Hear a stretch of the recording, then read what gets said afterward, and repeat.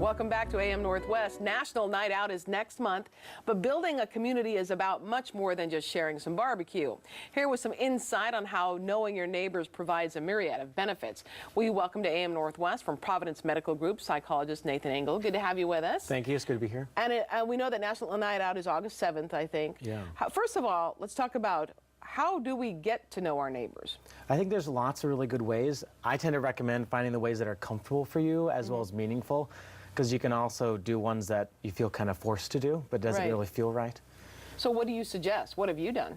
I like to get out and be active in like volunteer organizations or fundraisers, or I like to be really physically active, so like fundraising 5K races or something.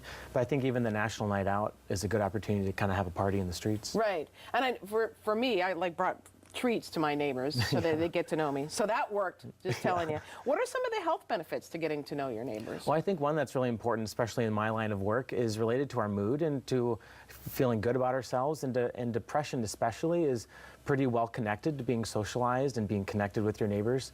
So when we feel connected in our environment or feel like we can bond with others effectively, then our depression risk goes down. Do you think some people avoid the whole neighbor situation because you never know what you're getting yourself into? I do think, I think so. I think sometimes we feel kind of forced to go do certain things because like there's so many events all the time happening all around us. Right. But again, I think finding the ones that feel good but are also meaningful are kind of probably the best bet for you. Well, and some neighbors like have a line. This is my line, and you don't cross that. Right. You know, here's my fence, that kind of thing. Right.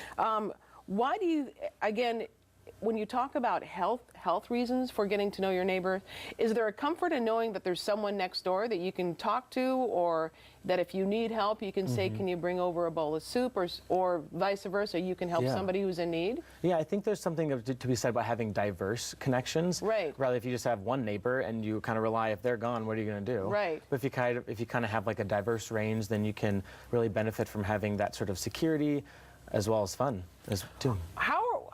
Why is it that so many people now don't know their neighbors? I will talk to many people and they don't know their neighbors. What is that about? I think because there's so many ways to stay connected, they're like we can travel easy, we can talk online easy, we can have communities across the street, also across the state. And so I think there's maybe more modern ways of connecting, whereas maybe before it was just your local environment. Right. That was more easy to access. So does an online neighbor, does having your neighbors online, not your physical neighbors, but having friends online, does that equal a neighborhood? I think it probably depends, because I think online it can be really effective, but can be also really variable, which means some people might really like it and really bond really well online, or develop some communities that are really meaningful, like support groups or something like that. Whereas other people, they're like, nope, I gotta have a face. I gotta have a face to look at. Yeah. And then that's how they really connect more effectively. Is it different getting to your neighbor who has a house versus an apartment? Should you get to know the folks in your apartment building? You know, I think there's actually some new research coming out about the more you're engaged in your immediate surrounding, the more that you actually tend to manage stress more effectively. So I think whether you're in an apartment or in your home, like a house, there's different ways you can do that and benefit in different ways too. I would think that even physically, that you would benefit from getting to know your neighbors right there.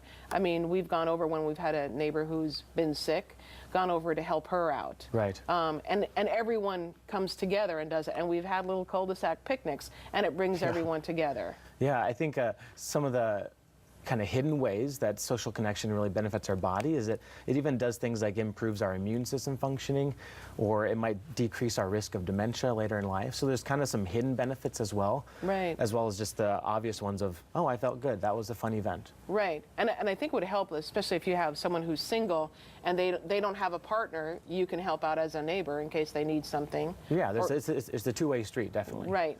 If someone is, let's say someone is hesitant to get to know their neighbors, do you have any suggestions for them? Yeah, honestly, I tend to say let's combine things, or let's get a double or triple hit. If you like to go for walks, then go for walks when your neighbors are going for walks, or grab a neighbor to go for a walk, or kind of combine your self-care activities or things that feel good to you and invite people to join you, or if you like to play sports, then invite your neighbors to do so, or cook, or just hang out in your garden by yourself, invite them over and be together there. Right. That all makes sense. I know, like in our neighborhood, sometimes one person's out mowing the lawn and he'll mow everyone's lawn just to do that, and then we all kind of take turns, which is awesome. Yeah, that's And then great. that encourages everybody else to do the same thing. Yeah, that's so we're all nice. looking out for each other. Yeah.